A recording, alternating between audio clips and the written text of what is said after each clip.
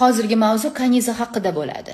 Nimaga bu endi hammani gapirishni boshladi deyishinglar mumkin. Gapirmasam, boshimni eksam, ustimga chicharkansizlar. Shuning uchun endi gapirishni boshlayman. Shunaqa chiroyli klip olgan, shunaqa chiroyli ko'ringan.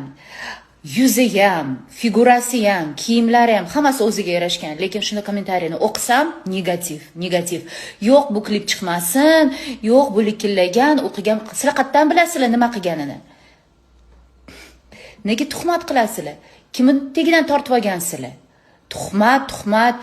Bilasizlarmi kim yozadi shunaqa negativlarni? Aynan chiroyli ayolni, chiroyli qizni ko'rganda. O'zi xor bo'lib, o'zi xunniy bo'lib yurganlar. Va erim olib qo'yadi deb o'ylashadi. Chunki eringlar, yigitlar, turmush o'rtog'inglar hammasi unga qarab mahliyo bo'lib ko'rib o'tiradi. Juda ham chiroyli, har tomonlama chiroyli qiz, klipi ham zo'r. Sizlar negativ bildiryapsizlar.